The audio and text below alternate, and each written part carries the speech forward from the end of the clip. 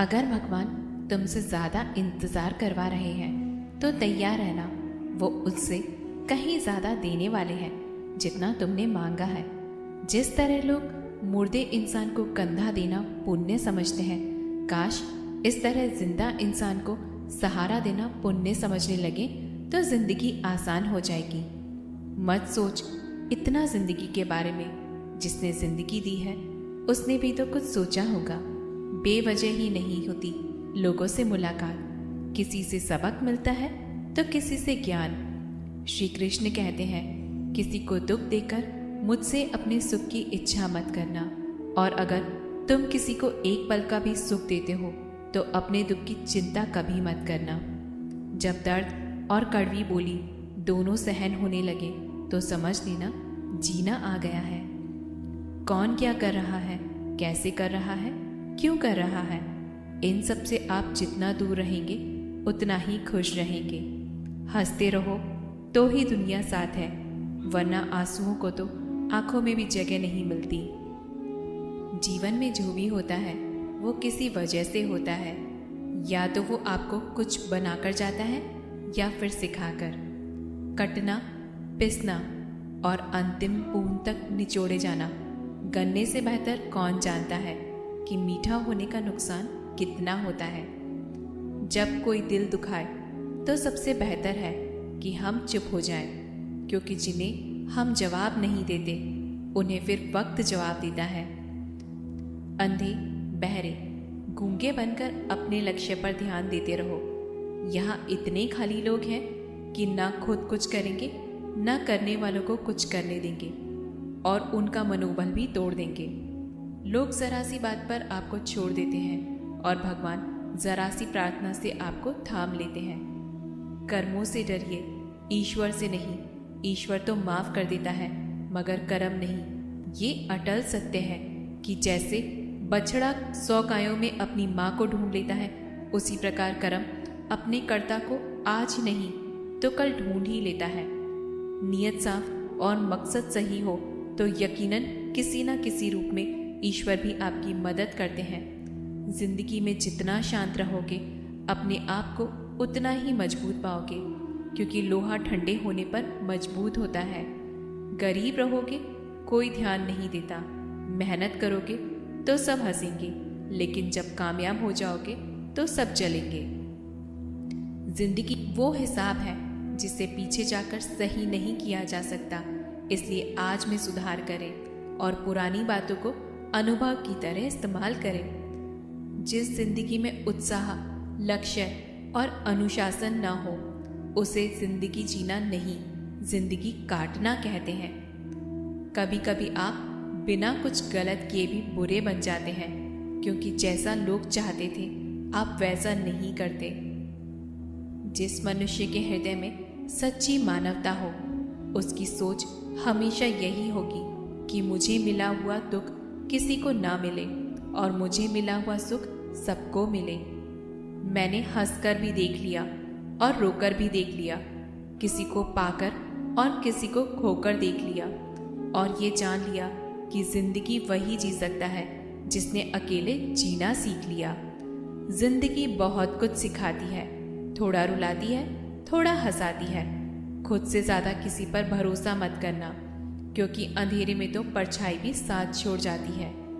अगर कोई आपको सच्चा प्यार करता है तो वह आपको समय ज़रूर देगा, आपका हर स्थिति में साथ देगा और हमेशा आपके लिए समर्पित रहेगा, क्योंकि सच्चा प्यार एक दूसरे की खुशियाँ चाहेगा, आंखों में पानी नहीं। लोहे को कोई नष्ट नहीं कर सकता, बस उसका जंग उसे नष्ट कर सकता है। इसी तरह आदमी को कोई और नहीं बल्कि उसकी सोच ही नष्ट कर सकती है।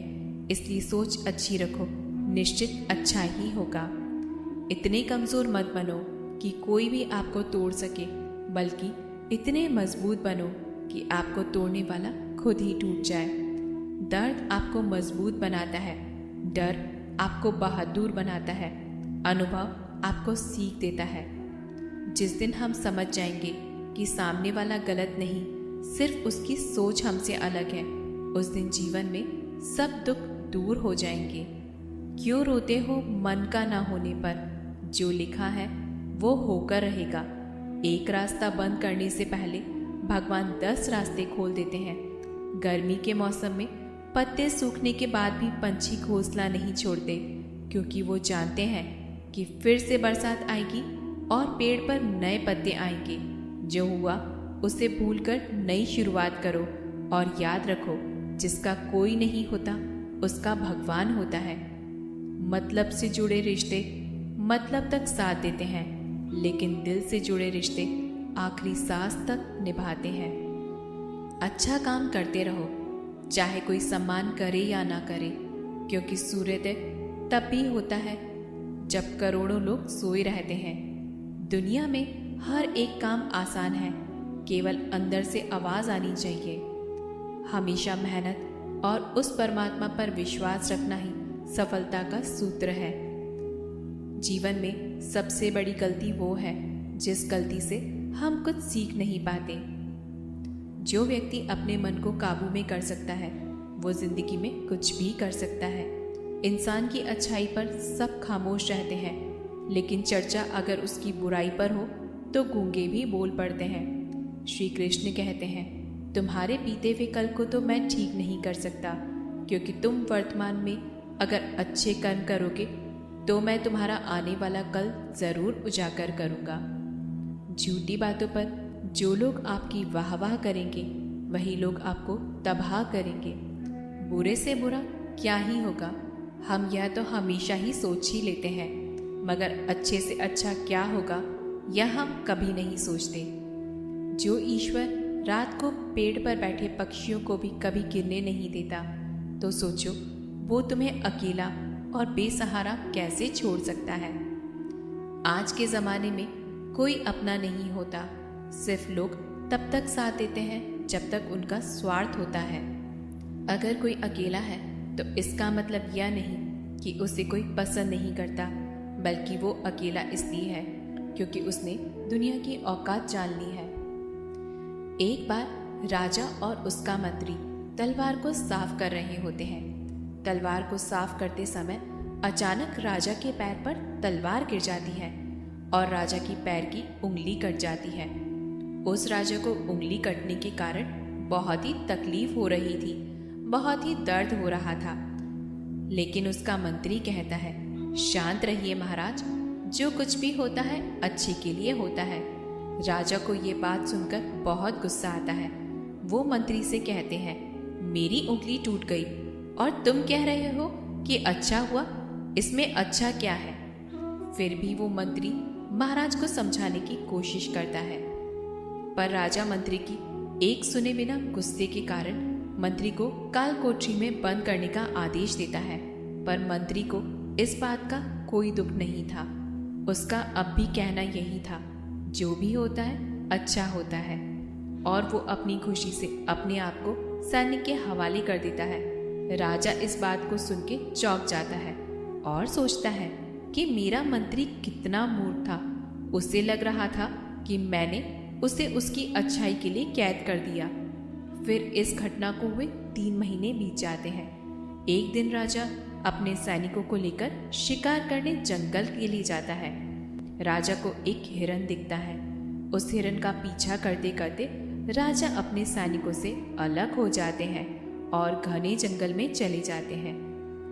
पर वो उस हिरन को पकड़ नहीं पाते और जंगल में खो जाते हैं। जब राजा को पता चलता है कि वो जंगल में खो गए हैं, तब वो बाहर जाने का रास्ता ढूंढते हैं। लेकिन अचानक कुछ जंगल में रहने वाले आदिवासी लोग आके राजा को घेर लेते हैं। उन लोगों को पता नहीं था कि वह राजा है। वो लोग अपने देवता को बलि चढ़ाने के लिए एक इंसान को ढूंढ रहे थे। आदिवासी लोग राजा को पकड़कर अपने इलाके ले जाते हैं। राजा उनको बार बार समझाने की कोशिश करते हैं, पर उनको राजा क्या बोल रहे थे कुछ समझ नहीं आता। वो लोग खुशी से नाचने लगते हैं और राजा को नहलाकर बलि चढ़ाने के लिए उनको कपड़े पहनाते हैं। अब राजा को लगता है कि वो मरने वाले हैं। जब आदिवासी लोगों का मुखिया राजा को मारने जाता है, तब वो देखता है कि राजा की पैर की एक उंगली कट चुकी है। इसे देखकर उनका मुखिया कहता है कि इस इंसान की बलि नहीं दी जा सकती, क्योंकि ये इंसान पूरा नहीं है, इसका एक अंग कटा हुआ है और उनके भगवान को एक पूरे इंसान की बलि ही दी जा सकती है।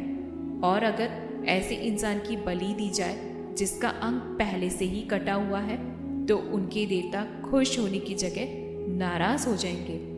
फिर वो लोग राजा को छोड़ देते हैं। राजा खुशी खुशी अपने महल चला जाता है और सोचता है कि अगर मेरी उंगली उस दिन न कटी होती तो आज मेरी मौत हो जाती।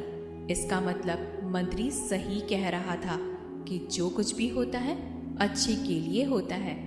फिर राजा अपने सैनिकों को आदेश देता है कि जल्दी से जाकर मंत्री को रिहा किया जाए।